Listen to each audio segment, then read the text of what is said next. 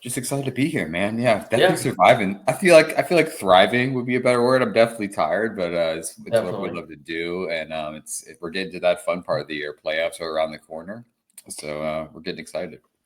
Yeah, it's definitely a weird time because the spring break experience gets thrown in the mix for like 3 weeks. That was Yeah, like a thing that I actually ran it like in its origin days, like, and I'll never forget the very first spring break experience. We had like 25, 30 teams coming down, and me and Kyle, who's our national tournament director now, were sitting up in our offices that we used to have, and it was the day the SEC canceled their season. And it was like phone call after phone call, like, all right, we yeah. can't come. And then the whole season obviously gets canceled. So, yeah, crazy time for you. I know you enjoyed covering that, the out of state Yeah. teams. I know you're kind of locked in on a lot of those guys. If you just want to touch on a little bit of that, and then we can obviously end with I could say famous moment, maybe. Yeah, We're I mean, almost I to don't. Yeah, I guess we're it was almost to a somewhat. million impressions, right? Almost a So yeah, mill, I think. close. Yeah, overall, like I mean, there was some people that picked it up. Obviously, there was some John Boy posts out there.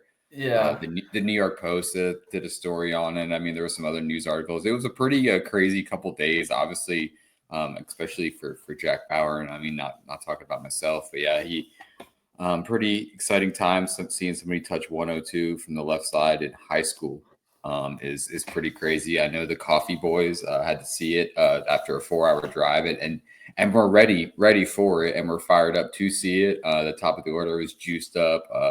1018 on the board. I didn't. I thought I was seeing things at first when I looked up and saw it, and then the two scouts next to me were like holding their guns, and both of them had 102. And then I went around and verified it with about six more before I went upstairs, and they were already freaking out, looking at it on the board. So it yeah. was a pretty exciting moment. I was pretty juiced up. I don't think I've ever seen anything like that in the eight plus years I've been doing amateur scouting, and I don't know if there'd be a moment that's going to top that. Obviously, I mean, things are growing. Obviously, that Yeah. happens. So more things will happen in the future. But yeah, it was pretty cool. And the spring break experience overall was a pretty fun one. Connor Essenberg was a huge winner for me this past week.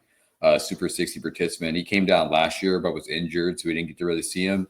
And he made up for it this week. He came out on the mound on Tuesday before the Bauer start actually. Walked a couple guys, gave up a triple, and was like, "Okay, I'm over this," and proceeded to strike out the next 10 guys he saw in 3 innings as well. Gave up a pass ball and strike three, so he had a 4K ending as well to finish it. So pretty loud outing for him. The Oklahoma State, excuse me, Oklahoma State for the Kentucky commit going there as well. He was a former Kansas State commit as well, but up to 94, showed a breaking ball, and then hopped at the plate and hit a couple large bombs. Hit a ball on from field 9 onto field 16, which I haven't seen in a while. 105 off Yeah, the bat, that's a bomb. Yeah. 388. Later in the week, I had messaged him about a ball he hit 108 for a double, but I knew he was going to hit another bomb, so I was like, I'll just wait and post it a little bit later because I know you're going to lose another one. And then sat on a breaking ball and hit it about 400 feet to the pull side again for a second homer on the week. So yeah, that was a fun watch as well. There was a couple good out-of-state teams as well. Troy brought a really good team down. Aiden Gorman was really good center fielder for them, uncommitted 26, as well as Hayden Fry, guy coming back from Tommy John.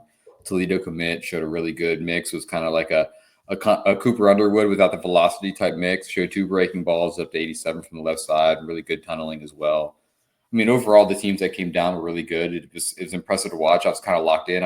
Wasn't able to really leave Lake Point for 5 days straight. I mean, Yeah. obviously it's close to home, but I missed out on a lot of high school games last week. Besides the end of the week when we had Battle for Bartow, but we'll get into that a little bit later. But yeah, it was a fun week, man. I enjoyed it. Obviously, the viral moment was cool. I'm glad I was able to do that for Jack. I'm glad I was able to really blow up on the scene. I know there was some creators there as well who got some cool videos, but it was cool to see it everywhere. I'm talking to some of the coffee dads, and they were just fired up, and even just some parents from around the state this week. I was talking to a bunch of people from Cherokee this past week, and Etowah as well. Like, was it real? Was that really 102?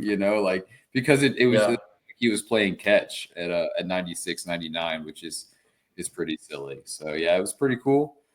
But yeah, we're ready to get back rolling here in the state of Georgia with some Yeah. play coming up. Obviously, this battle for Bartow was good, seeing some some high profile matchups this time of the year is cool. Guys were juiced up, so that was pretty cool to see. Yeah, I can't believe it's already almost playoffs. Like we have a bunch of like deciding region matchups this week, and then Yeah, it's flying by. Some people will play that following week. Like just peeking at the schedule, that next week will be that Villa Rica and South Paulding series. That's going to be for the region, I believe. So like some guys are finishing up this week, and then obviously we'll finish everything else up next week. And then some guys are on spring break. I saw BT was down at the beach for a little spring break event. So it's just crazy. All the spring breaks not matching up. It trips me out because I've never dealt with that in my life. Like growing up, I was like the whole area was usually same spring break. So like I'm not used to like everybody having a different time and like there being such big areas around here. It's crazy.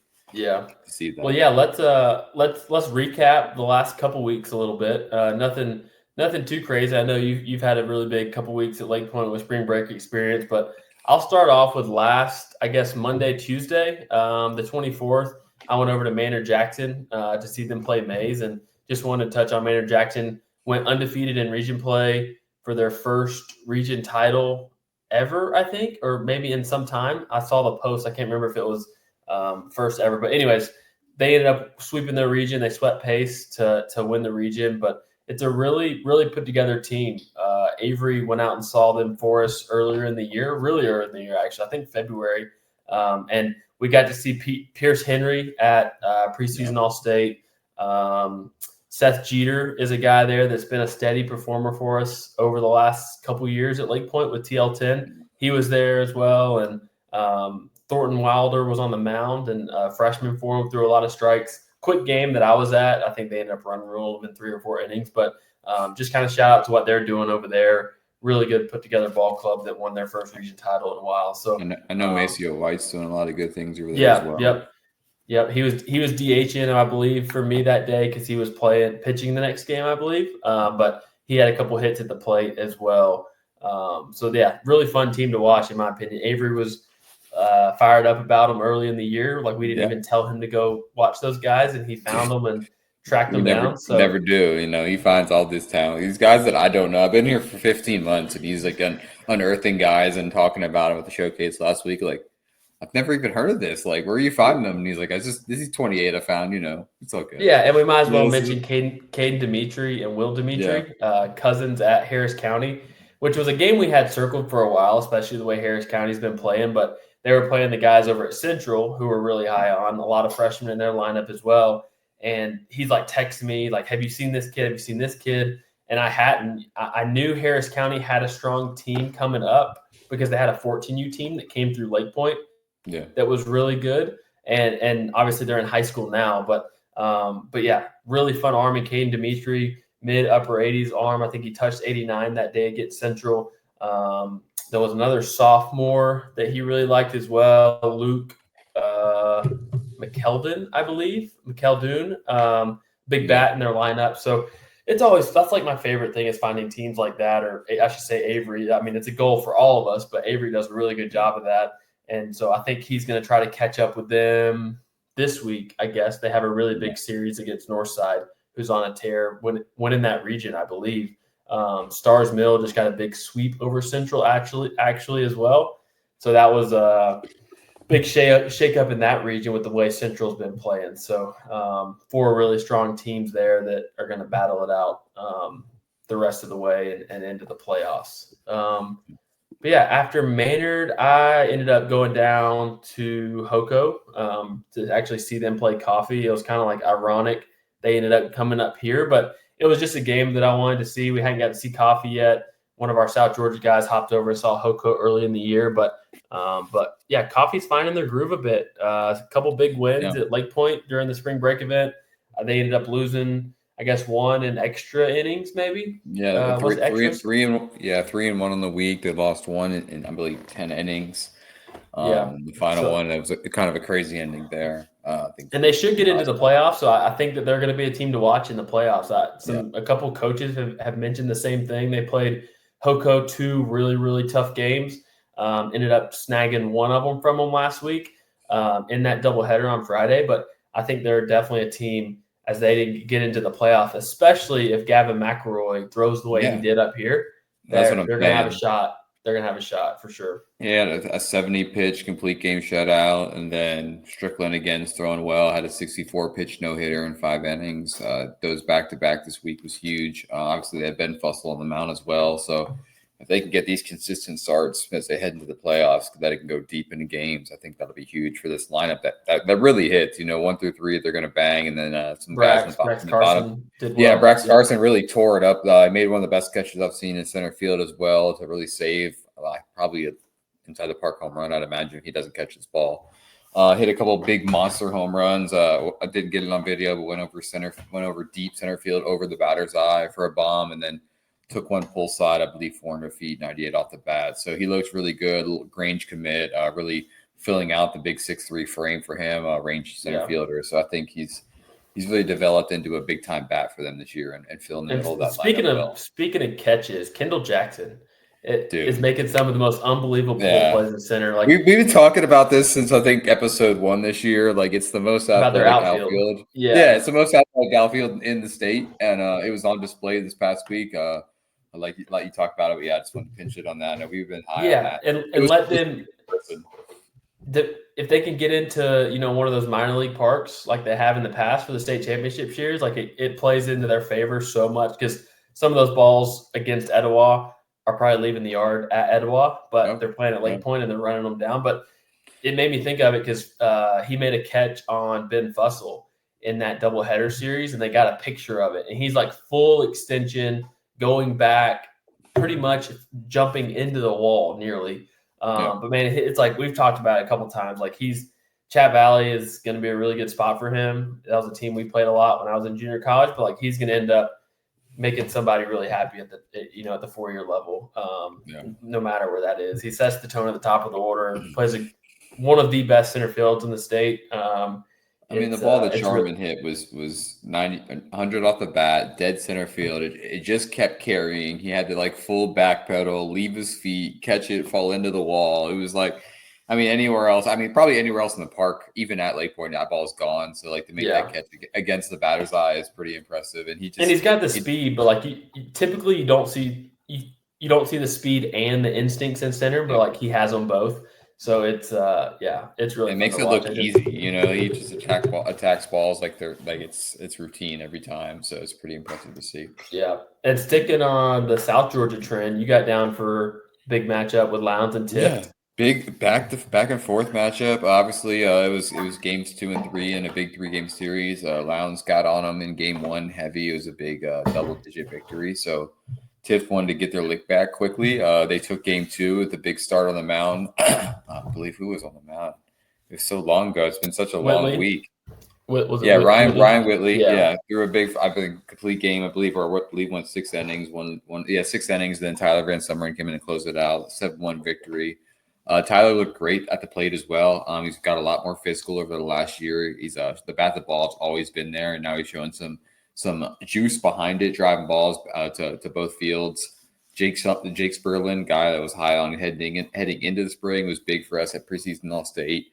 I think he barreled 3 or 4 balls. 3 were caught, and then he found some grass on a double late in the game. But it looks really good. The body's really filling out. He's a big 6'2" body at shortstop. He's really figuring out the position as well. He's going to have time to learn how to move in the dirt and how to grow the arm strengths there. He has a lateral range already. So I think that's a huge piece for them down the line. John Davis threw a big game 2, or game 3 for them as well. It went back and forth in the 9th. I believe it was 3-1 in the 6th. And then Coleman Lewis hit maybe the longest home run I've seen this spring. Took a breaking ball from John Davis and hit the right center that just kept carrying. There's like a couple of big billboards out there, and then there's a big like square area of grass, and it cleared both of those and landed in the parking lot somewhere. Nobody really found it before the game ended, so I'm not quite sure where that one landed, but it just kept going, and that was the first time I had tinkered with cinematic mode on my phone. So that was a pretty cool moment for him, and him pimped it and kind of set them off for a rally. They end up scoring 6 runs in the 7th to go up 8-3, but excuse me, Tift didn't go down without a fight, put 4 on the board, loaded the bases with 2 outs. John Davis up. The energy in the park was quite electric in that moment. John squared up a ball down down the left field line backside, but hit it right out of guy as he made a great play on the ball to end the game. But it went back and forth, and that kind of almost locks up the region for Lowndes as they have Yeah, a big series that's heading what I up was just looking without. at. Yeah, with Valdosta, I believe they have to get swept there to not win region. So they just need to win one. So I think that was a huge series win for them. Good to see the South Georgia boys before the playoffs. I wasn't able to get down there last year until playoff time. So obviously we'll be back, but it was good to get down there and see a matchup like that. Tift is one of the nicest fields I've been to this spring. Obviously from the grass to the stands, it was a good place to watch a ball game. So it was good environment down there. The energy was high. Lounge travels well. Tift had a great crowd. There was some cowbells, some chanting. It was a pretty fun night. So good to get down there to Tifton. I was looking at that region, and it looked so Colquitt and Richmond Hill play each other. They're both 8-4, and they're second and third right now. So that'll be a big swing for Tift, depending on what happens there. Tift being 7-5, and they got Camden County coming up. So looks like all four of them are going to get in, but Tift might get a tougher matchup. Losing that series to Lowndes, but I think that they're a team that could definitely get rolling once we get to the playoffs for sure. Colquitt, man, we know those guys really well. Just with Coach Strickland, we went down there for what was that, preseason ID? It looks like they're putting it together a bit. 8-4 in region with, like I said, with Richmond Hill coming up this week. They're playing some good ball as of late. So that'll be a big series down south. And then for me, I guess rounding out that week 7. Just want to touch on the GAC Dawson game that I went to. GHC was a team that I was pretty high on coming into the year. I got to see them into the playoffs last year versus Cambridge. First look at Denzel Watkins, shortstop, right-handed pitcher for them. He was low to mid-80s then, threw strikes, ended up winning the game for them on the mound. But then we got to see him at the Gwinnett County Media Day. Got to talk to him a little bit, and he came out and put on a pretty good show on the mound for them. Dawson was able to get their hits off of him, but managed to kind of lock in and get the shutdown innings when he needed to, and also played a huge role at the dish with a couple hits, a home run including. So that was a really good, really good matchup there. Over the last couple of weeks, it feels like I think he's got 6 or 7 now. Leading them in home runs, kind of going off. Zach Coons was really, really impressive at short. Freshman, we got to see at preseason All-State, so he's definitely going to be a name circled in that freshman class to follow the next 4 years. It was really good at the dish, 8-pitch AB to lead off the game with a double backside, and then he ends up doing it again with a 2-strike pitch into left field. So played a really clean shortstop. He's really fun to watch. Similar to a Leo Garcia type, like we talked about. Like, it's just fun to watch him play baseball, the way they can kind of manage the game at shortstop and the ABs that they take and how competitive they are. So it's definitely cool to see coming from a freshman. So that region is kind of shaking up to what we thought it was going to be. Dawson isn't having quite the season they were hoping for, but GHC is definitely going to be a team to keep an eye on as we head into the playoffs. And just talking about that 28 group in general, just the middle infield in that group is going to be so good overall as they pan out. There's just so many names that we've talked about frequently on this show already that obviously Zach Coons, Leo Garcia, Colin Anderson, and somebody we'll talk about a little bit later. Isaiah Kador as well, Union Grove, Jackson Nystrom as well, Denmark. There's just guys everywhere. It's one of the more impressive groups we've seen in a while, and they're just really getting started. So it's going to be fun to watch. Yeah, definitely. And Gavin Boykins jumped in at Hillgrove. We talked about that. He got to start found a spot. All over the place.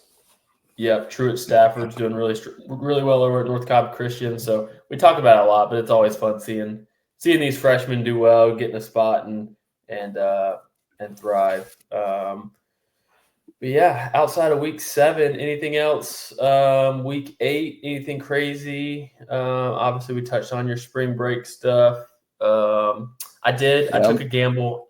And went to Citizens Christian Academy on the 31st versus Pinewood, which had some guys that we knew about. And I was going to get to see Blake Bryant, then Thomas Gentry for Citizens Christian, and get down there. It was like hit or miss with weather, and sure enough, get 2-3 innings in, and then it gets canceled. So got to see Blake Bryant looked absolutely electric in the second inning, like 91, 92.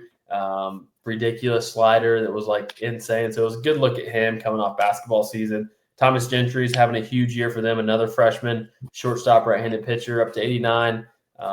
Luke Oates made it worth my while. He did hit a second pitch bomb solo shot to start the game. So that was good to see. He's been a guy that we've followed a lot in that 27 class. We got to see him, I guess, back beginning of the summer at the Georgia Jackets Scout Day. Hit a couple out at Legion, which is no joke, even in BP. So yeah, took the gamble there. Only got to see 2 or 3 innings, but definitely a spot that we'll try to get back to see some more of those guys. Yeah, and to one last thing I'll touch on from the week 7, week 8, Cooper Underwood, our player of the week. I was able to see him not this week, but the past week against Dalton. Made a trip up to Dalton. Pretty interesting and cool ballpark they have up there in Dalton. Really good team who's fighting for a playoff seed as well. They got a big matchup this week with Cedartown that I think will determine where their seeding is as well. But yeah, Cooper back-to-back really, really impressive starts. The game I went to, 16K one hitter, gave up a backside single to Charles Chappelle, a guy we were really high on in the bottom of the 7th. So the stuff was there. You thought the no-hitter was coming. He's still showing 4 pitches with a fastball, curveball, slider, and changeup. The 2 breaking balls are continuing to be filthy in every outing. They're distinct differences in the pitches, with one having a more 11-5 break and more having some sweep with a little velo separation as well. He's holding velo in the games 90-91 into the 6th and 7th inning. He followed it up this past week with, I believe, a 14K one hitter. So back-to-back really strong outings, 30 Ks in 2 innings or 2 outings is huge. He's making himself some money over the last month. If I'm going to be frank, talking with a lot of scouts, I think he's got a chance to be a guy that becomes a hot name as we move closer to the summer with the July draft coming up, especially being in Atlanta. I know that doesn't mean anything, but I think he's got a guy who's earned some follows over the last few weeks. There's been a hot crowd this past week. Everybody was leaving Bauer that I was talking to go watch Cooper throw. And he proceeded again to say a 14K one hitter. So he's stacking outing against big crowds behind him, and I think it's gonna be huge for his career, whether it's in college or at the next level. Yeah, it's been fun to watch. It's like him and Worley have been 2 of our kind of arms in that class that we kind of leaned on, and they've obviously come into Super 60 and being junior future gamers. It's cool to see their progression. We've talked about it before on here, but yeah, Coop finally, he got that big velo jump. Took him a little bit to find the fastball command for it. Every now and then he'd have one of these outings, and then he'd kind of have one where he couldn't, find it just with that velo jump. And now he's starting to figure it all out, which is awesome to see for him. Really good kid too. So it's been fun to see that progression from him. Rolling into week 8, Oconee County got the big series win over Cherokee Bluff. I kind of felt like Bluff was finding their groove and ended up taking game 1 from them. But I think I saw both walk-off wins from Oconee County in that doubleheader. I'm pretty sure I saw that somewhere. So Cherokee Bluff's still going to be a team to keep an eye on. I think they're still winning the region. I think Oconee County might have lost to 2 games maybe. I think they have 3 losses in that region. It's a scrappy bunch, man. And you got to see them, Yeah, Carson Fox at the top kind of does it all for them at the second base, and I think he's their SP1 as well. Can go give you 5 or 6 on the mound, some pitchability in the low 80s, really fill it up. We'll miss some barrels as well. Obviously, Cole Johnson, a guy that's been catching a lot of helium this spring, hits, does a lot for this team, plays a really good center field for them as well. They got a couple sophomores at the corners. William Russitek, I believe is his name, really starting to hit. I believe Avery saw him barrel some things up this past week as well in his look. But yeah, it's a team. Isaac Smith, uncommitted senior for them at shortstop, really physical kid, 6'2", can really show some power, has a big arm at short as well. And they have some guys in the outfield that really fill their roles as well. So I think they know how to win. They're well coached. They don't make mistakes. And I think it's going to carry them a far way. And that region was brutal with them. Cherokee Bluff, them and Jefferson, and they filled up 2 back-to-back region series wins over Jefferson and Cherokee Bluff. So that's going to be huge for their playoff seeding going forward. Yeah, definitely. I was trying to look and see if there was anybody else that Avery got to see. I did get out last week to see East Forsyth versus Walnut Grove.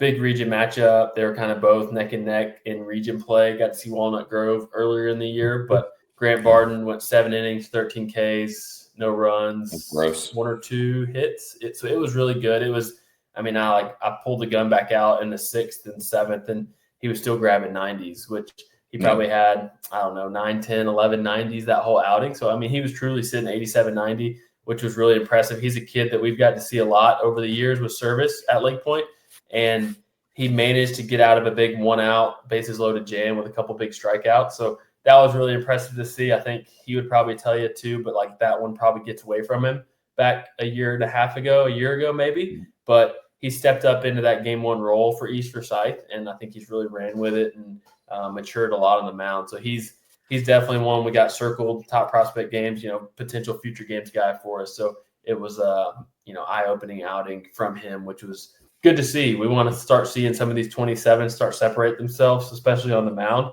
Everybody's kind of right there neck and neck for the most part. But yeah, starting to see more of these pop up guys, or not pop up, but guys making that next jump, on the mound in that 27 class. Yeah, weather permitting, man. If we get a big 27 matchup tomorrow. Yeah, if it happens, Hayes McGinnis, Andrew Breck tomorrow in game 2 in that Mountain View Noonan series. Allegedly is what we've been told. But if that does happen, that's about as electric as it gets in the 27 class with those 2 guys. They're going to compete. I think Andrew has like a 1 ERA, or I think he's given up one run this year or something like that. Just last start, I believe.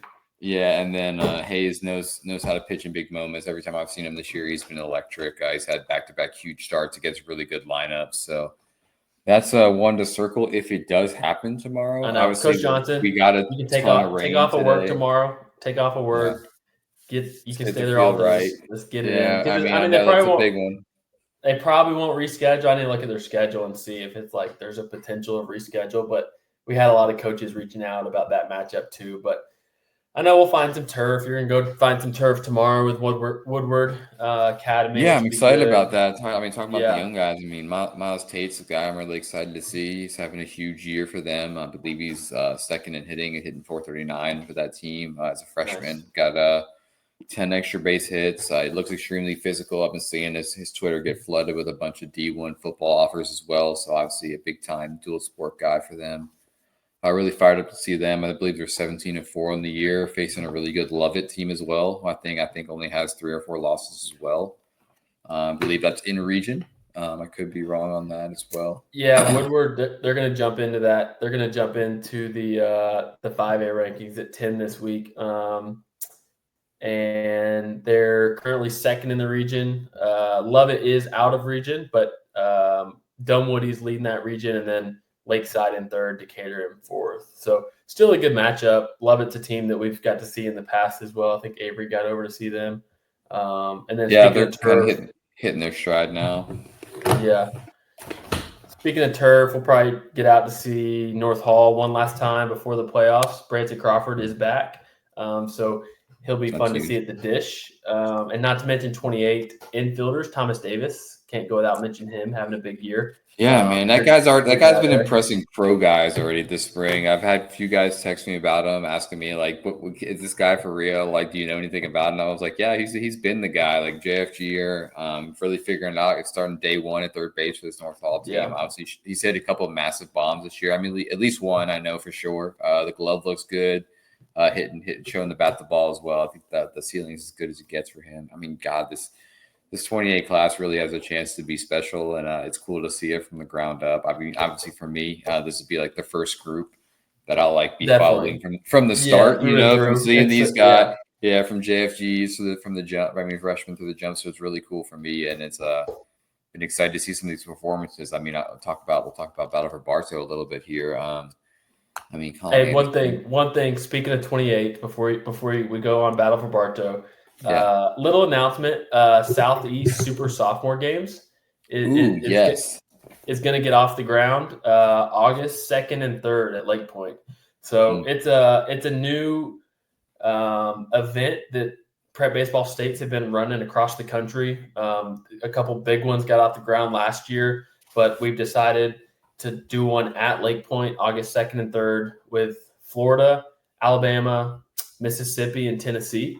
So that's going to be all of our 28s and then select 29s as well. We're going to bring in because we do want to chase, like we said, the younger guys, and we get to see these 29s all summer. So we're going to bring in some select 29s as well. So that's kind of the biggest news event on the board for us. So we're super pumped for that one, that we'll get a chance to see these 28s one more time after Top Prospect Games. So obviously Top Prospect Games is rolling. I was talking about we need to do some roster releases on here for Top Prospect. Obviously, we've started our kind of invite acceptance stuff, but we need to start rolling some of that out. So yeah, that'll be really big for that 28 class. Depending on the numbers, we're probably looking at 2-ish teams from the Georgia guys.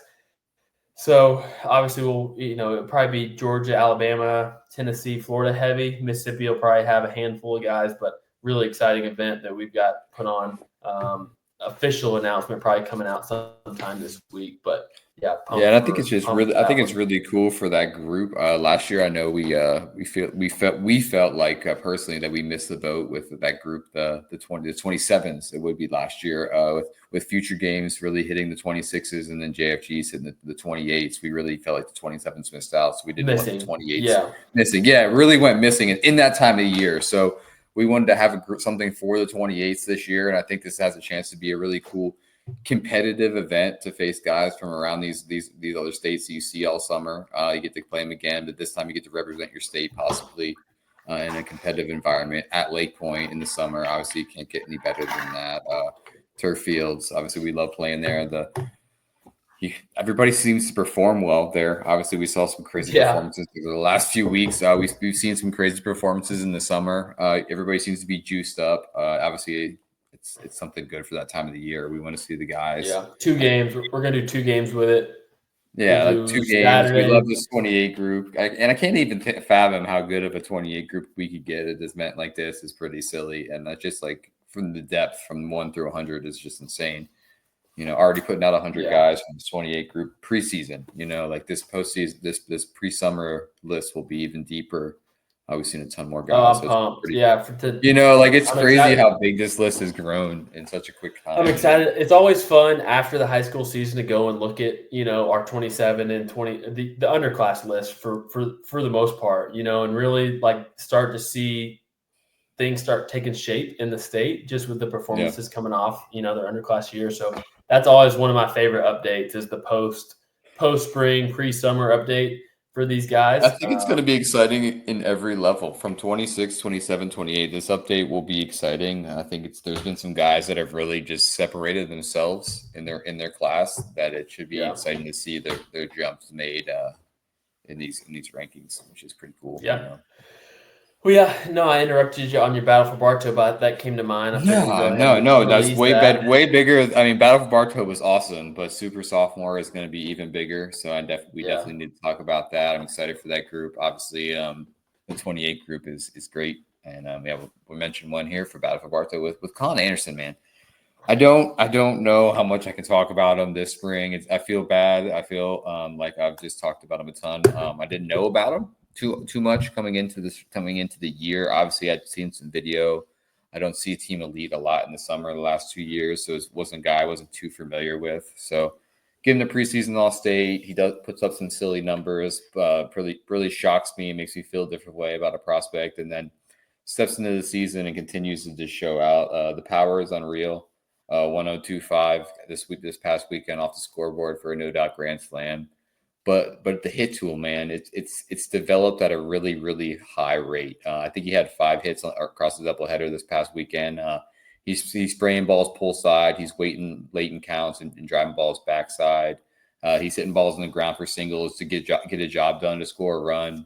He's seen ABs where it's straight breaking balls as a freshman. Could you imagine being a freshman in a lineup that you have like that? You're getting spam breakers all day. In 6A, you got to compete. He's leading the team in RBIs. I think he's like halfway already to the career Etowah RBI record as a freshman. It's pretty insane what this kid's going to do over his career at this school. The sky's the limit. But yeah, what he did this weekend was impressive. He sees pitching wells. He makes adjustments in ABs.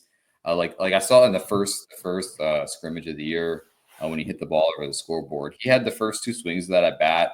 Got fooled awfully in the first pitch of the game. That had one of the worst swings I've seen this spring.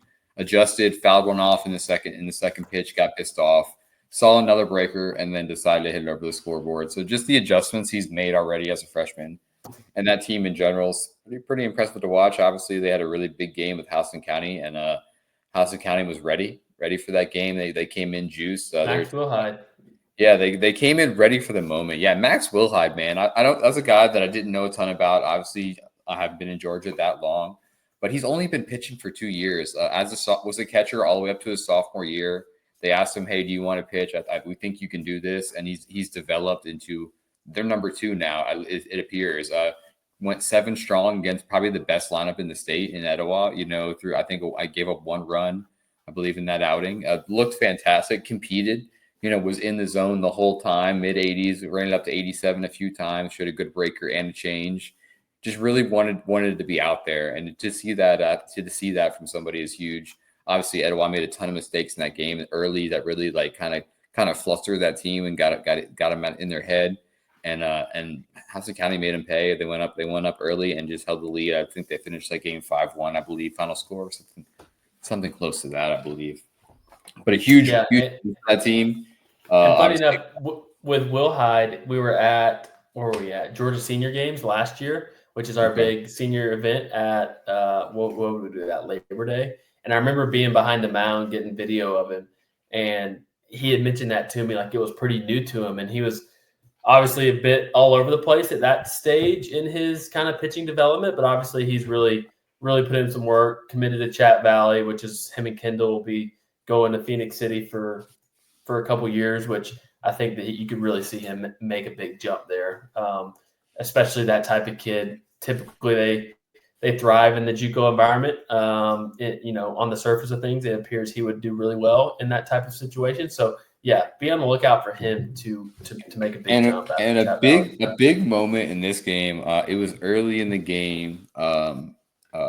Max was out of the zone a little bit, getting a little wild. Coach Hopkins went out there by himself in a moment where he just got on him a little bit. Told him to throw balls over the plate, and Max came out, I believe, threw his hardest strike of the day, next pitch, and then was fully locked in from that moment on. So that type of kid you can light a fire under, and has that grit. Obviously, that makeup is instilled pretty deep over there with Houston County. They have a pretty strong makeup as well. Know how to win. A gritty bunch. Obviously, Isaiah Gallison looked awesome this past weekend. A guy we've talked about a bunch. A friend of the show, been on as well. Hit a ton of balls hard. I don't think anything came off the bat. He popped one up. I think popped one up at 77. A little dink, but first game everything was 95, 97. Backside 92 for a double. Hit a pull side bomb that had one of the funniest reactions I've seen from a third baseman, where he didn't even turn his head. It was off the barrel. It was bounced off the blob. It was pretty impressive to see what this kid's really turned into this year. I believe he's hitting close to 500 or north of that. Walking a ton. I think 40 plus RBIs as well, scoring runs. He's a middle order of the bat as a sophomore for a team that's got a ton of upperclassmen. He's really developed. We talk about this all senior outfielder group they have there, and he's really just developed in the middle of that. He's kind of the spark plug that makes that team go. They feed off that energy, and he kind of brings it at all times.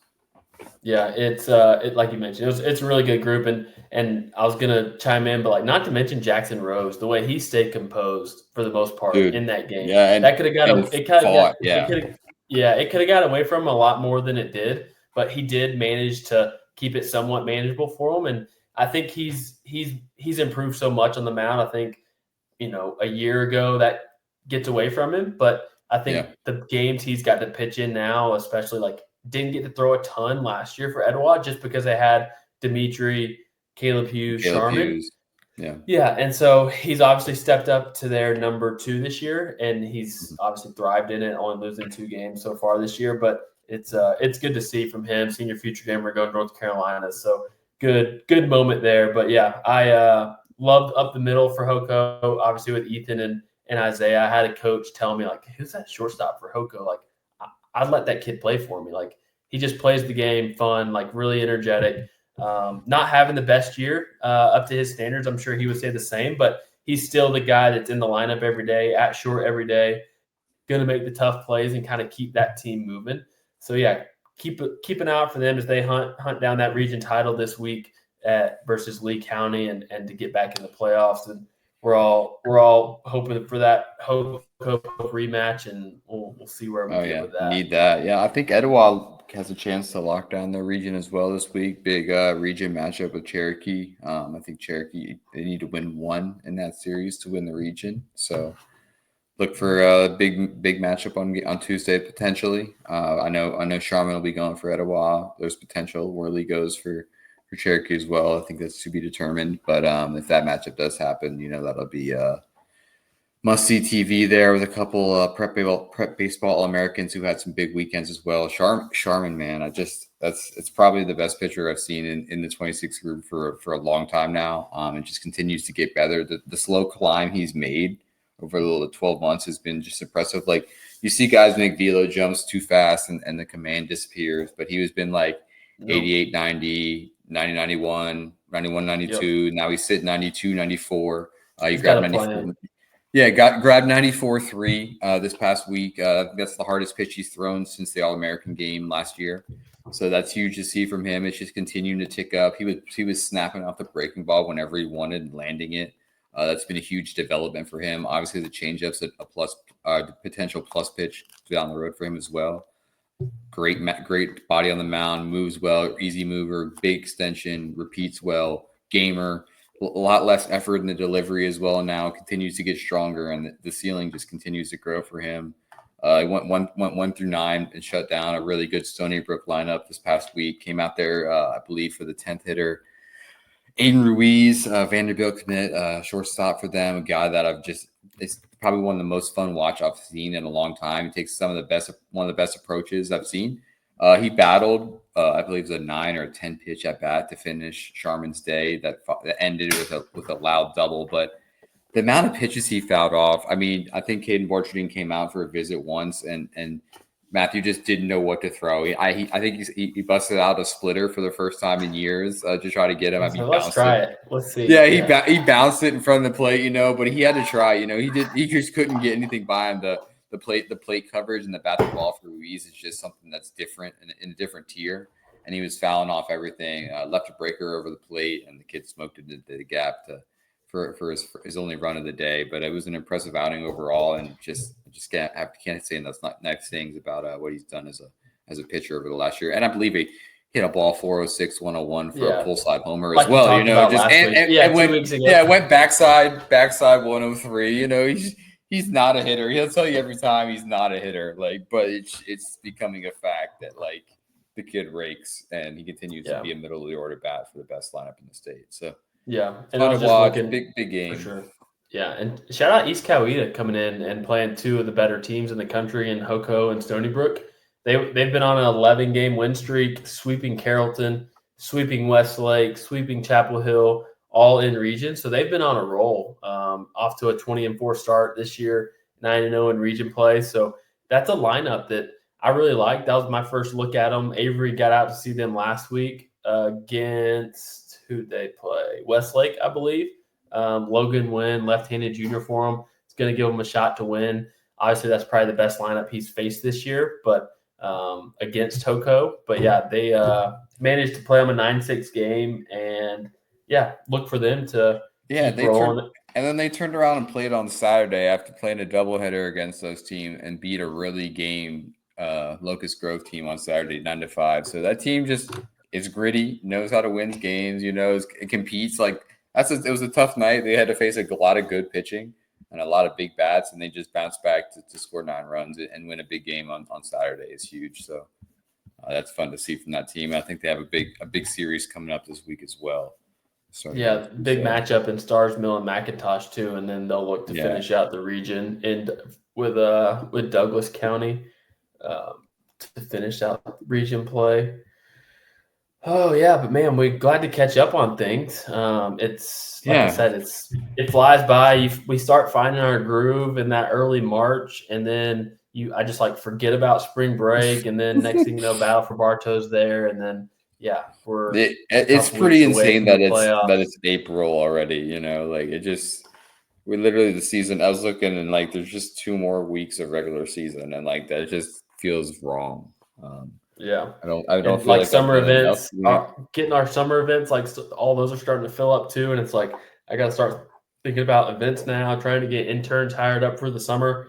Yeah. And anybody listening, we are taking interns for the summer, scouting, operations, content creator, marketing, A you lot of name it. baseball to Got to, covers. Yeah, we like to yeah, do a lot of fun stuff here in Georgia. So like, just if you a have couple a more skill spots that left. you believe can be beneficial to us, just reach out. We'd love to talk. Yep, a couple more spots left for that. So we'll try to get that rounded out for the summer. Summer schedule, it's like we finish state championship middle May, and then we end up rolling right into the summer, the end of May, and then um, before we know it, we face the gauntlet of top prospect games, straight into MPI, straight into upper class top prospect games.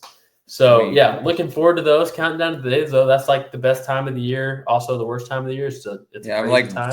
I'm like very much looking forward to those 2 weeks. It's like the best 2 weeks of baseball we have, you know, so much talent in like such a short amount of time. I mean, obviously MPI is what it is. I love the national side of things as much as I love being in state. So it's cool for me. But top prospect games, I think the underclass this year is gonna be really good. Obviously we talk about So these groups good. a lot. Yeah, we're And these 27, 28, 29 guys are just going to really show out, and I'm excited to see that. Yeah, I think we're pushing right over 100. We probably have, I don't know, 2 or 3 more teams to fill for that. So if you haven't gotten in there, be sure to get on that. We got, some more invites coming out throughout the spring as we see some new guys, checking on some guys, all that good stuff. But I was looking real quick. Exciting weekend this weekend. We don't always get to cover the youth stuff, but our tournament guys have done a really good job of putting together a really strong 14U tournament, which we'll Yeah. touch on the weekend we had last weekend real quick after this. But yeah, got a really strong 14U group coming in. We talk about finding the young talent in the state, but we're going to have it from all over the country. Canes National is going to be there. East Cobb Astros, 14U, Jackets Nationals, 14U Cougars, Smart Tents, Team Elite, The Dream, USA Primes national team, and Wow Factors national team are all going to be there. So obviously a little bit different of some stuff there than the typical listeners, I'm sure, with the high school stuff. But we'll get out. We'll have a couple guys out covering it, so we'll try to see that a little bit. Have team from Texas, Hit Dogs from Illinois. So yeah, that should be a fun weekend. And just to touch on last weekend, what we did, I'm sure you guys have seen some stuff that we posted on it, but we put together kind of four of the better Georgia teams for 14U in the state, and we did a little BP TrackMan session on Saturday, followed by a game, and then 2 more teams came in, and we did the same, and then we also put up TrackMan for pitching as well. So that was a new concept we were kind of testing out this year. We want to try to see those younger kids earlier, right? We really only get a chance to see them like 14U national championship, and it's such a crazy time. Like we don't get to lock in like we would. So if we can get these guys in a smaller setting, we can go ahead and find these guys as they get put on varsity rosters next season. So if that's something that you got a team or know a team that wants to do something like that in the future, just let us know. We're going to mix up the teams, try to expand. Maybe it's a pretty good weekend for us. Just Saturday, Sunday, 4 teams, 3 games apiece. Shout out Dawson County for letting us use their field on Sunday. Super nice field. If you haven't been up there, Really they've got nice. a awesome setup, short porch for all you hitters. A little bit of a short porch, couple 14U bombs on Sunday, and then that day I was there, I think I saw 4 bombs hit there. So hitters park, you could say, even though the head coach was a pitcher. He wouldn't like pitching there. I know that. So, but yeah, they got a really nice facility there. Yeah, a lot of good baseball coming up. The 14U stuff mixes it up a little bit, but we love our high school ball. It's definitely the best time of the year. For sure. Anything I missed? Anything crazy? We need to get Avery on here next week. Let's get Avery on here next week. Yeah, I'm in for it. He's been itching for it. He's like I said, he's crushing games. Like looking at his schedule right here. He went to a game March 10th, 11th, 12th, 13th, 14th, 17th, 19th, and 21st. So he nearly went to a game every single day. I texted him that we were talking about Central and Harris County, and you got so fired up. So yeah, and dude, Whitfield Academy's been a great one that he went to see. They've got some guys: Case Martin, Owen McGeeby, if I said that right. They just played Mount Vernon, Bobby Bastick, Hudson Forest. So he's chasing down some really fun guys for us. I was trying to make sure I didn't miss anything crazy that he got to see in week 8. Let me look right here real quick. No, I don't think he was kind of the same way. He came and covered some stuff with you. He went to Cherokee Bluff for us. Bubba Coleman had a big day for him.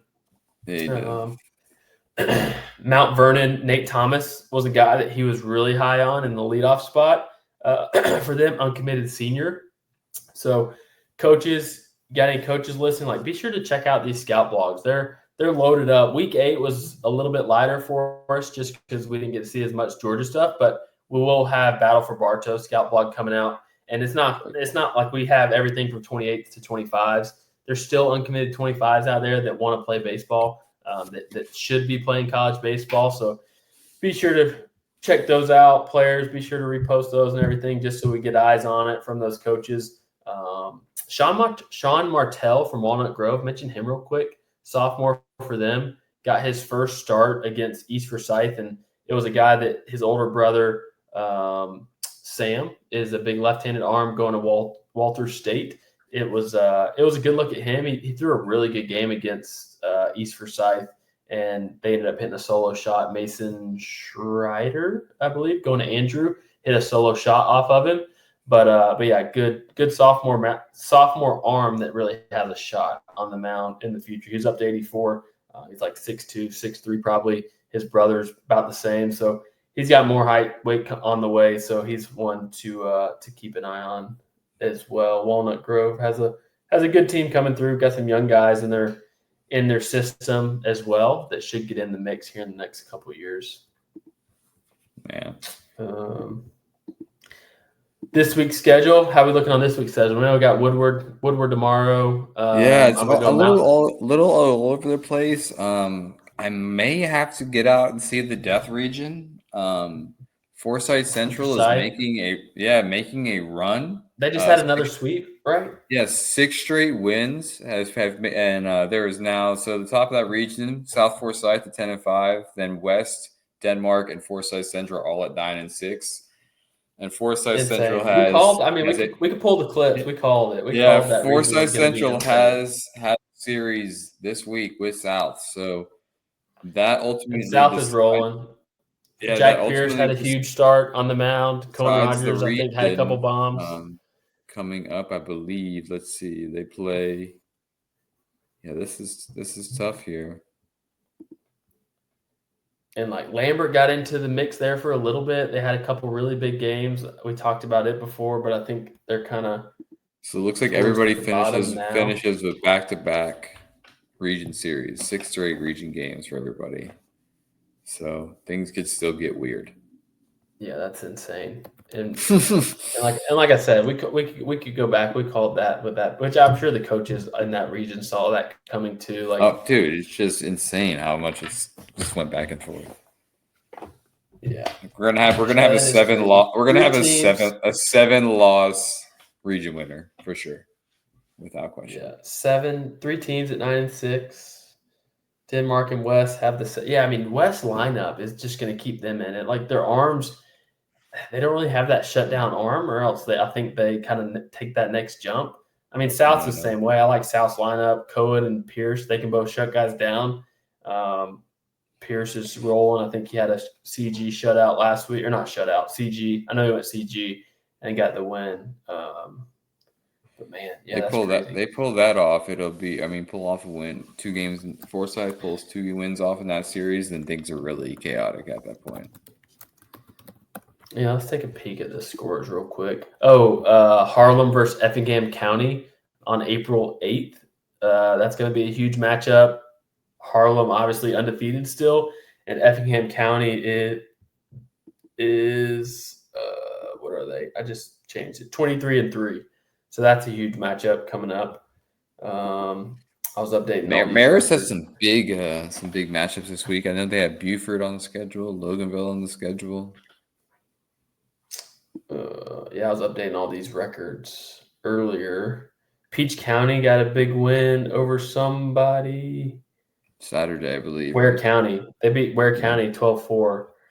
So that's a big win for them. Still 8-0 in region. Pepperell. Pepperell ended up getting that series over Model, which was huge.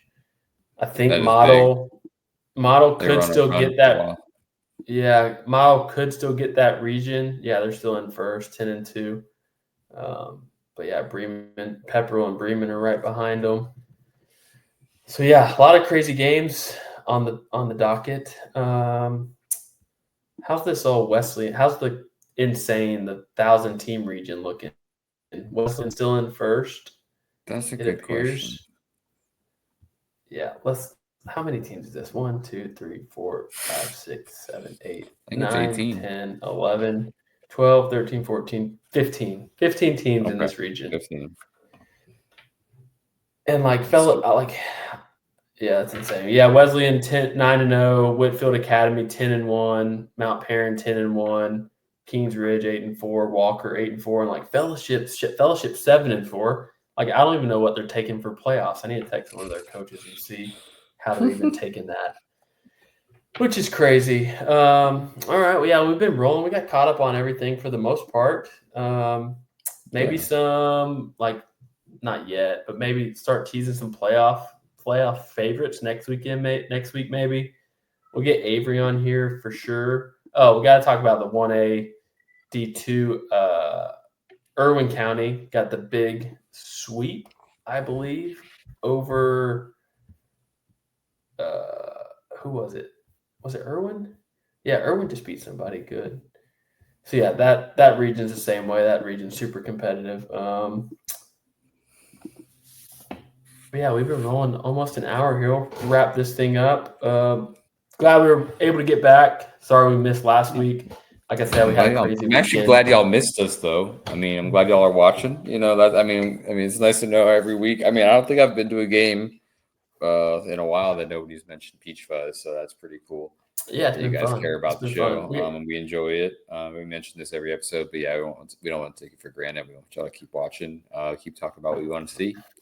We gotta get some merch. We got merch in the container coming this summer. We need to get that in the works. Do it. Like I want to just order some custom hats because I think the logo would go stupid on a hat this summer. So I think we need to do that. Reach out if that's something you guys would be interested in, because I'll go ahead and just bite the bullet and do that. Yeah, we need to do. I think I have to order like 12 to 24 to order it. So. We need to get on the shop, do some giveaways. Make sure you check out the new shop. It's shop.prepbaseball.com. It's got some cool stuff on it. We got some new stuff coming into the Lake Point store as well. So yeah, I mean these hats at Lake Point as well. Yeah, rope hats are in, right? Like that's the new trend. I've grown to love them. I don't know why I've got so many of them, but yes, there's one on the wall behind me. But anywho, All American game back in Miami. If you missed that announcement last week, back in Miami, bro. Yep, it's a fun ballpark. I mean, like I know Lone Depot, that's what it is called now. I'm a lifelong Marlins fan, so I'm a little biased, but it's a cool ballpark. I know the kids enjoyed it last year. The ball flies down there. There's a little humidity, so you can spin the ball as well. Yeah, it was fun, man. I'm excited to get back down there. I know we're gonna have a good group from Georgia again, and some guys standing out that have really made some national impressions on our guys. So, we'll be pushing the Georgia guys fully. We'll have a good group. We saw some standout performances last year from Sharman and Worley, among others. Obviously, Ty Peoples back to back, Caden Golden back to back. So, yep, new names in the mix this year with the 27. Yeah, we got a good new group, man. So it's gonna be cool. We have a good standing with the All American games. We want to keep that rolling. Let's try to win an MVP this year with our guys. So I know, right? Yeah, need that. We'll wrap it up there. Hopefully, Mother Nature helped us out tonight and doesn't wash too many games tomorrow. But we'll find some turf somewhere. Ian's already got turf in the works at Woodward, so let us know game wise if anything changes. DM us if we got games going on turf. We'll try to get out to see them. I saw Lee County got brand new turf, so Hoko and them should be good on Tuesday, I guess. I think their first game should be Tuesday and then the double on Friday. So it's all Tuesday. A lot of big matchups. Feel free to DM, reach out if we missed any. Obviously, we're trying to cover, probably the biggest state of high school baseball in the country. So let us know if we missed anything. We try to catch everything. We want to try to do a little tally here soon of the games and classifications and everything that we've seen this year so far. So a lot of good stuff in the pipeline. Like I mentioned, super sophomore games, top prospect game guys. Make sure you get on there, especially the underclass guys. That thing will sell out probably here in the next few weeks. So a lot of acceptances coming out as well. So get those graphics rolling, top prospect, upper class, and underclass. UGA events filling up on June 17th. That'll be really fun to be there in that brand new ballpark, especially coming off the year that they're having. So really excited to go there. June 12th, Savannah trip, headed down there to Savannah. Glen Academy guys, Brunswick, Calvary Day, Benedictine. Be sure to lock in that one. We try to come to you guys, save you the trip up to Lake Point, at least a time or two. So always good to have those summer IDs on the schedule. We might try to add one or two later in the year, but yeah, outside of that, we will catch you guys in the next one. Just feel free to reach out. Like I said, any big matchups, DMs, players standing out, anything. We always take the information. We try to get out to see as much as we can, but we're a 3-4 man crew at times. So yeah, we'll see you guys out there. Thanks for listening this week, and we'll see you next week. Appreciate it, guys. See you next time.